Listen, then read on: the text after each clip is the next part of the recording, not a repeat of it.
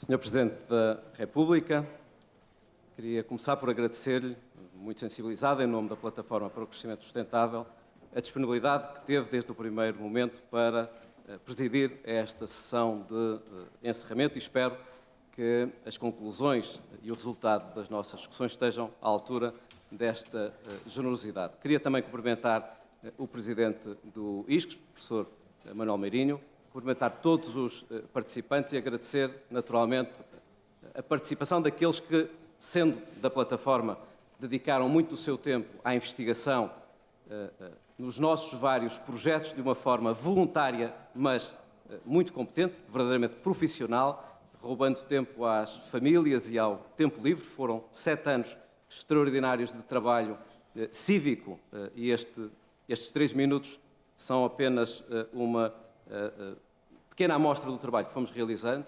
Quero agradecer, obviamente, àqueles que hoje, não sendo da plataforma, participaram nos painéis, criticando, avaliando, escrutinando o nosso trabalho, mas também a todos os membros da plataforma que foram, ao longo do dia, participando neste trabalho e muitos daqueles que, não sendo parte da plataforma, quiseram participar neste Congresso Portugal no Futuro.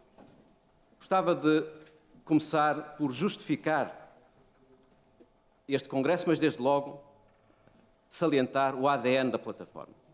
Num país que não está muito habituado a think tanks, que não está muito habituado a pensar política além de partidos, que não está muito habituado a tirar partido da vibração, da criatividade, do mérito que existe na sociedade civil, julgo que conseguimos demonstrar que é perfeitamente possível ter uma atividade política, uma atividade profissional, uma atividade cívica e, paralelamente, conseguir, num espaço de grande autonomia, de grande diversidade, pensar com outros o país que queremos construir.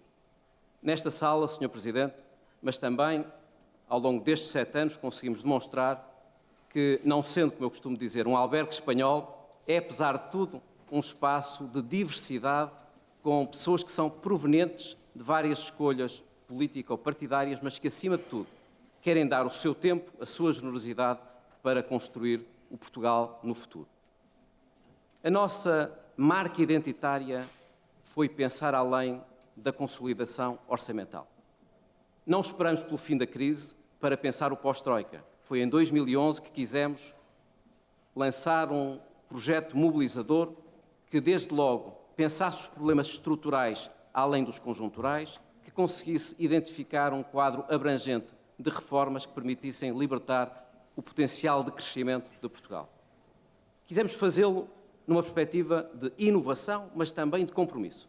Para nós, sempre foi e assim é, inovação, reformas e compromissos são apenas as duas faces da mesma moeda. Não há nenhuma reforma que seja sustentável e duradoura se não existir capacidade de compromisso e não há nenhum compromisso que seja progressista se não for alimentado por inovação e por audácia.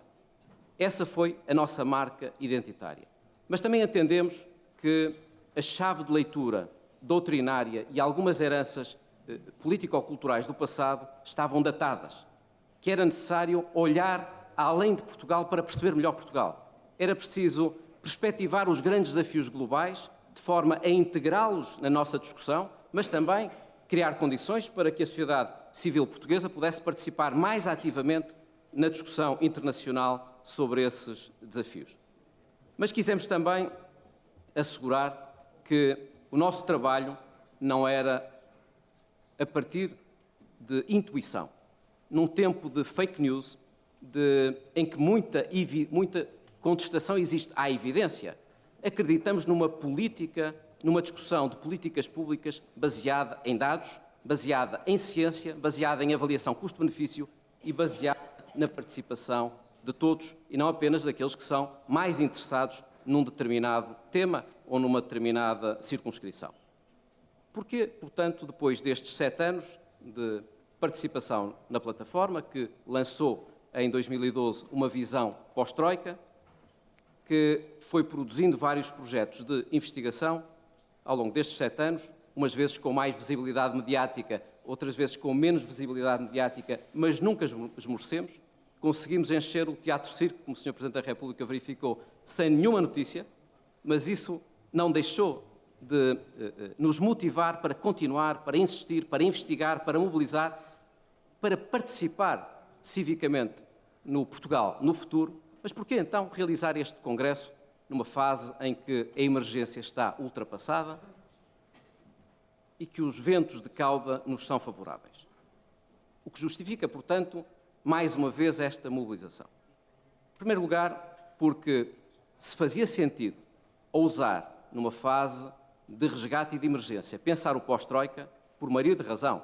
Não há nenhuma justificação para que se não pense o futuro hoje, que está ultrapassada a situação de emergência. Em segundo lugar, porque continuamos a achar que é da cidadania e da sociedade civil que pode vir também um contributo para o aperfeiçoamento da democracia e para a qualificação do debate sobre políticas públicas.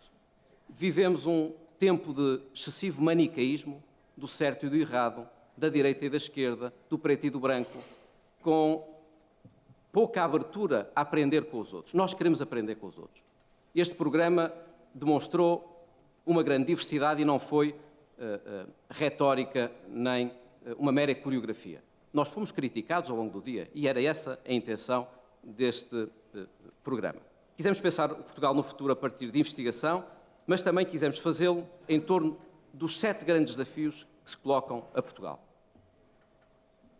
Num tempo em que continua a haver uma excessiva financiarização da discussão, existem, como sempre dissemos, outros déficits e outras dívidas, além do déficit orçamental e da dívida pública.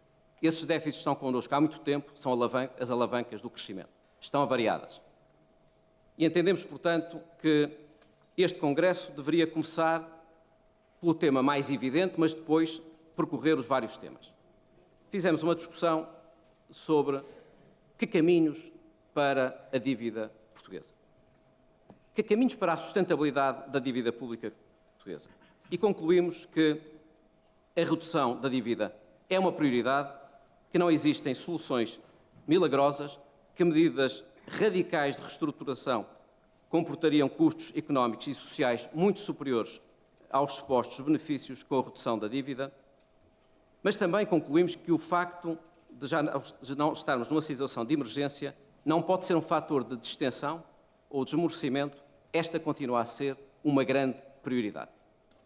E nesse sentido, continuamos a achar que é exigente, mas continuamos a achar que está ao nosso alcance.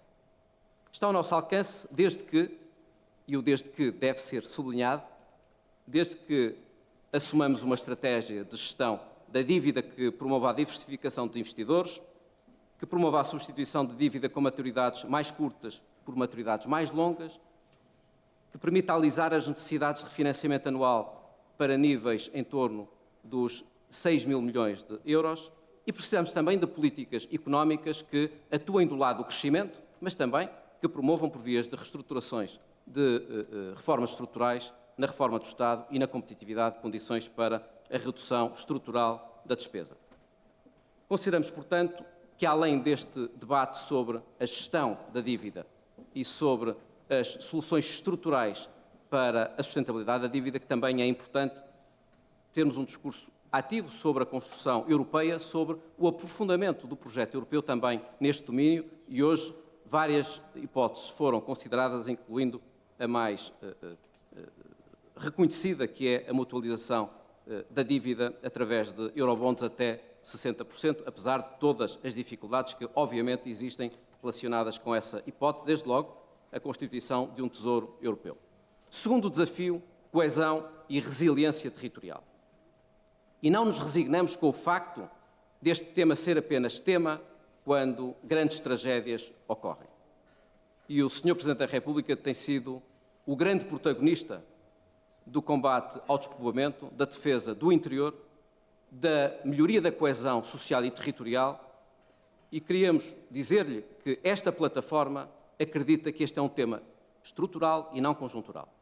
Que não nos resignamos com o facto de serviços públicos terem desaparecido do interior ao longo das últimas décadas, de 80% dos portugueses viverem no litoral e o despovoamento do interior ser uma tendência inexorável, de termos, a par de uma massificação urbana e de um enfoque na nova construção, um peso muito baixo na reabilitação urbana e no desenvolvimento rural, que não nos resignamos com o facto do investimento público e do investimento privado continuarem a estar demasiado canalizados para o litoral e com o facto das alterações climáticas se fazerem sentir, infelizmente, nos territórios que já são mais vulneráveis.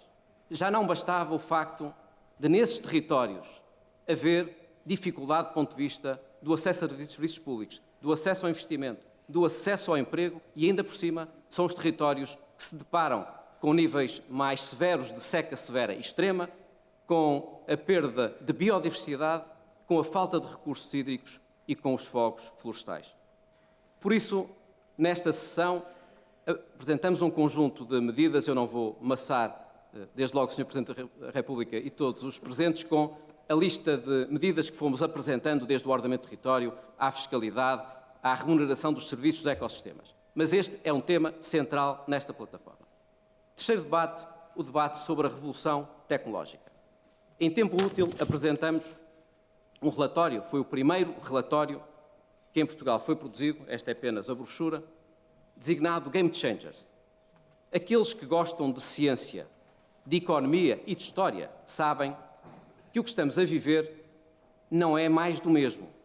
A disrupção tecnológica associada à internet das coisas, à inteligência artificial, à impressão 3D, ao armazenamento de energia, aos veículos autónomos, à genética, à genómica, à integração destas várias dimensões, não é apenas uma grande mudança. É uma mudança que ocorre, primeiro, de uma forma mais acelerada e é uma mudança que ocorre num contexto em que se integram várias tecnologias. Teremos vencedores e teremos vencido. A grande questão que se coloca a Portugal é se queremos liderar ou se queremos seguir. Se queremos atuar enquanto é tempo, com reformas que permitam libertar todo o nosso potencial para vencer nesta economia 4.0, ou se queremos perder mais uma revolução industrial. Os incumbentes estão em risco e os unicórnios multiplicam-se.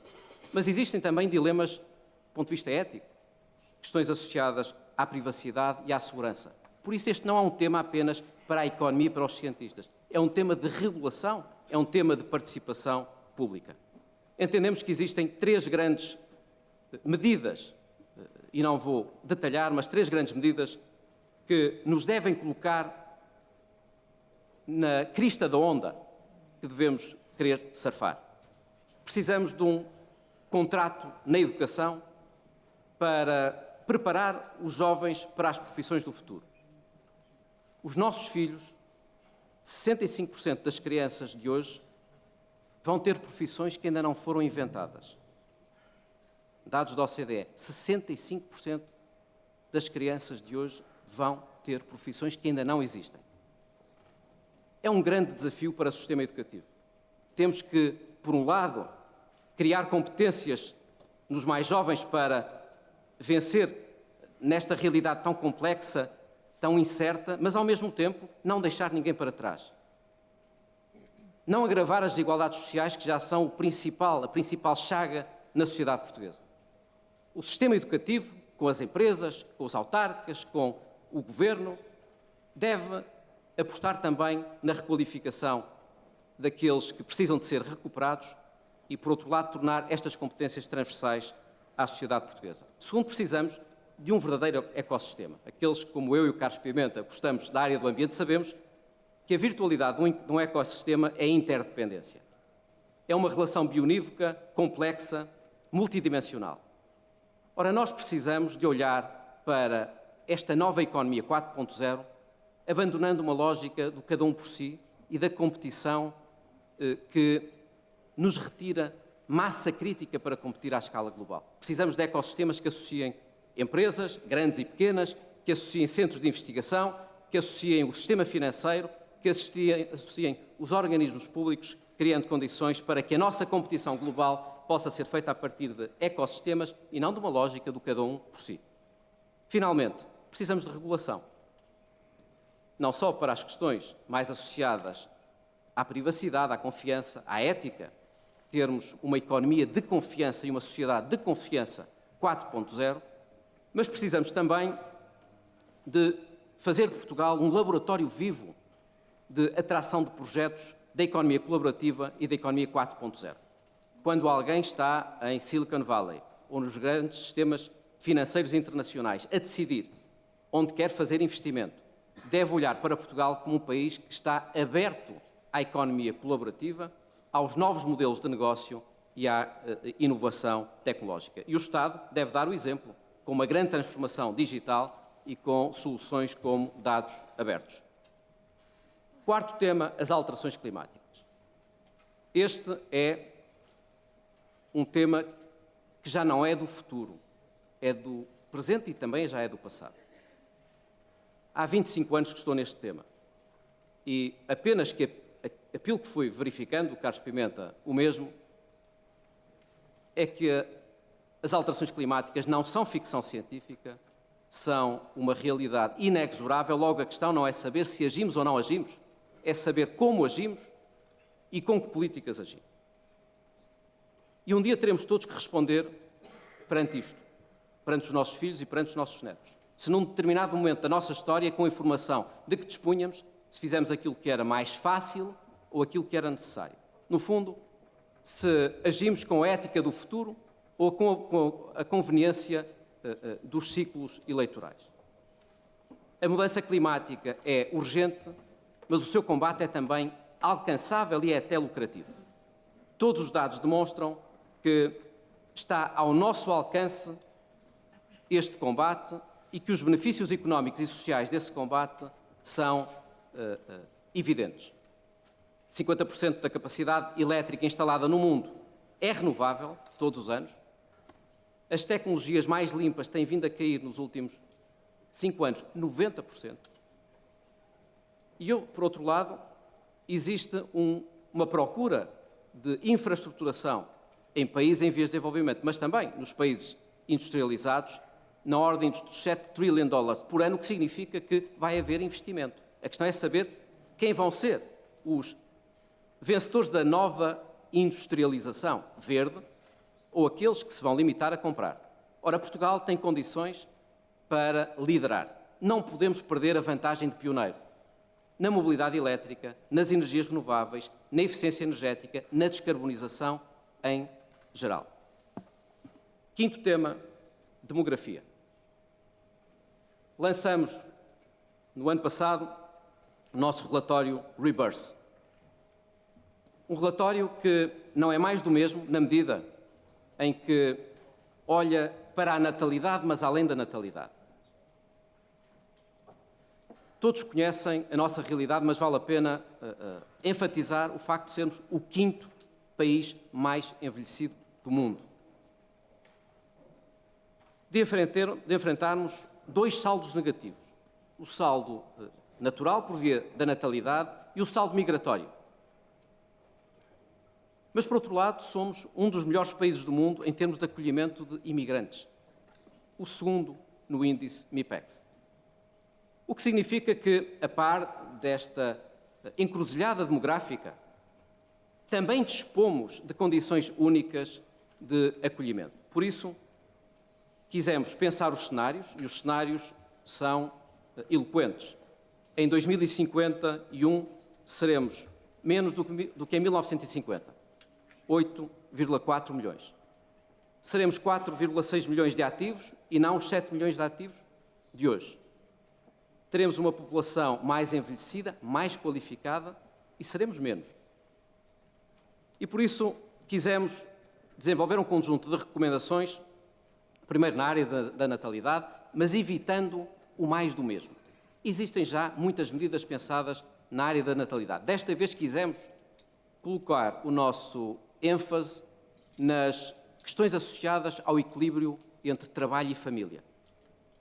A uma verdadeira igualdade de género. À criação de condições, não só económicas, mas também sociais, de uma nova organização do trabalho que torne mais favorável a natalidade. Mas fomos além da natalidade, e essa é provavelmente a maior novidade. Avançamos com medidas relacionadas com a atração, acolhimento e integração de imigrantes. Naturalmente, com ideias relacionadas com o retorno daqueles que, entretanto, partiram e que esperamos que regressem, mas também com políticas mais eficientes de atração, de acolhimento e de integração de imigrantes. Por outro lado, políticas de adaptação nos sistemas públicos, na saúde, na educação, no mercado de trabalho. Há uma alteração dramática da própria sustentabilidade do Estado Social que tem de ser enfrentada. Não passa apenas pela segurança social, passa também pelos serviços de proximidade, pelo combate às desigualdades, evitando desigualdades na velhice, na medida em que, tendo uma esperança de vida maior, é necessário também assegurar que não estamos a prolongar situações de desigualdade que hoje já são demasiado fundas e criando condições para que os novos ativos, aqueles que, entretanto, se reformam com mais de 65, com mais de 66 ou mais de 67 anos, possam participar plenamente na vida social e económica. Sexto tema, e o Sr. Presidente da República, estou quase a acabar, são 7 temas. Sexto tema, o tema do investimento. Investimento seletivo, produtivo e inteligente. Todos sabemos que não há crescimento sem investimento. Mas todos sabemos também, por experiência própria, depois de vários resgates, que não podemos crescer no déficit ou na dívida, ou pensar que o aquecimento da economia, por via da procura interna, pode ser uma panaceia. Precisamos de investimento externo, de investimento privado e de investimento vocacionado para as exportações. Logo, o nosso debate andou muito associado à atração. Em que medida é que alguém que olha para Portugal decide investir em Portugal a partir do conhecimento que tem, dos nossos talentos, dos nossos recursos, da nossa cultura, mas também da redução de custos de contexto, de uma maior articulação entre economia, investigação e inovação, de um ambiente económico mais favorável, de ecossistemas de inovação, de simplificação administrativa. No fundo, esses fatores, a par de investigação e desenvolvimento do conhecimento, da sustentabilidade ambiental, são fatores determinantes para escolher. Hoje já ninguém escolhe pelo fator trabalho.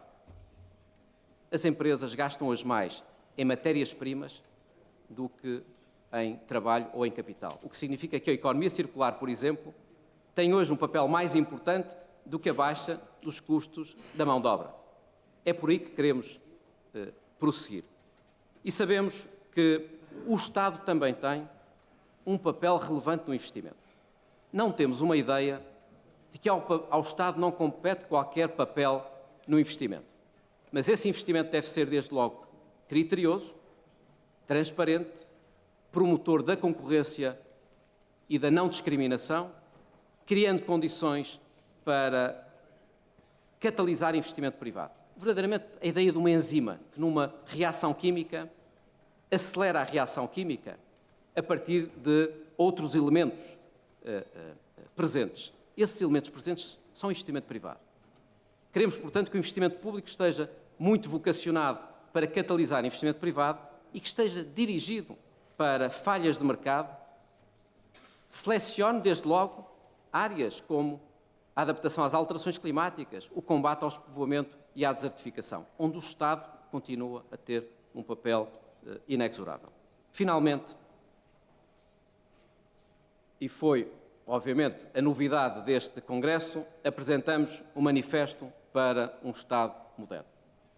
Foi a novidade porque, ao contrário dos outros relatórios que foram sendo produzidos, este foi produzido propositadamente para este Congresso. Foi coordenado, um trabalho que envolveu toda a plataforma, foi coordenado pelo Abílio Morgado, foi corredigido também entre o Abílio Morgado e o Hélder Rosalino, mas houve uma participação de toda a plataforma. Primeira grande questão, porquê? Tantas vezes se falou da reforma do Estado.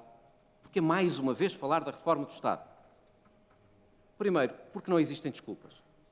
Não pode nem o facto de termos superado a situação de emergência, nem estarmos numa situação económica favorável servir de alibi para que se não faça aquilo que é urgente. Por razões de sustentabilidade orçamental, porque não é possível reduzir a dívida e baixar impostos, coisa que todos ambicionamos, sem, a par do crescimento da economia, reduzir estruturalmente a despesa, e reduzir estruturalmente a despesa significa que não queremos ter cortes cegos, queremos fazer escolhas sobre as funções do Estado. Onde é que o Estado deve estar? Como prestador, como concedente, como regulador e como fiscalizador.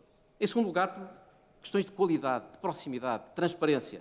Queremos um Estado mais qualificado para servir os portugueses, que associe liberdade e responsabilidade.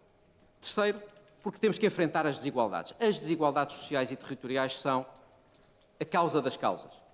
Ora, se associarmos a situação que hoje já vivemos ao facto de termos uma tendência demográfica preocupante, facilmente se percebe que o Estado tem de estar preparado para se organizar para servir este propósito do combate às desigualdades sociais.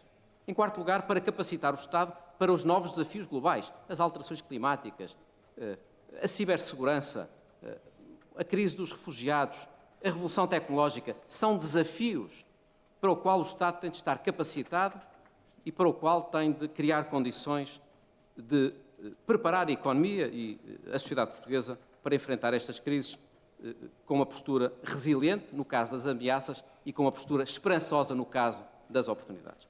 E, finalmente, porque é necessário reformar o sistema político. Esta é uma causa que temos connosco há muito tempo e não confundimos sistema político com sistema eleitoral.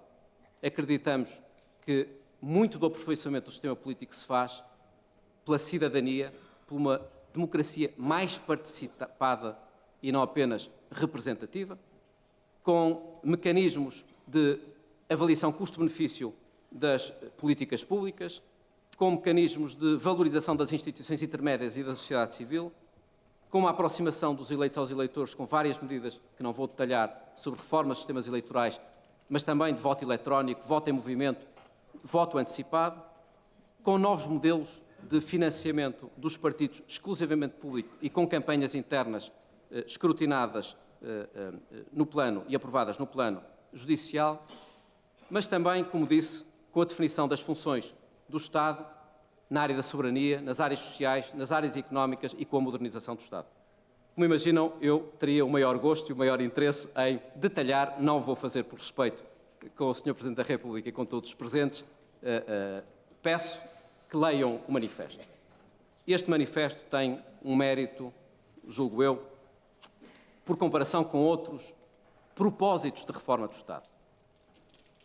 É que é um manifesto que não é eficientista, que, ao contrário de outras opções de reforma do Estado, não olha apenas para a eficiência, para a gestão, para a modernização. Nós quisemos olhar para a visão futura do Estado, os propósitos e as funções que o Estado deve desempenhar. É, portanto, um manifesto programático. E esperamos que, a partir desta visão programática, possa haver um amplo debate na sociedade civil, para que depois esta plataforma faça o seu trabalho de casa detalhando. Concluindo, Sr. Presidente da República, esta plataforma julgo que fez prova de vida nestes 7 anos, mas hoje, uma vez mais, eu saio, como imagina e como imaginam, galvanizado pela circunstância de, num sábado, das 9 da manhã até esta hora, termos tido 7 painéis com a casa cheia, pessoas que têm a sua vida profissional e que quiseram participar civicamente. Entendemos que esse é um fator de motivação, mas também de responsabilidade. Continuaremos a pensar que não deixar ninguém para trás significa envolver toda a gente no debate. Continuamos a achar que a melhor forma de encarar o futuro é desenhá-lo. Muito obrigado.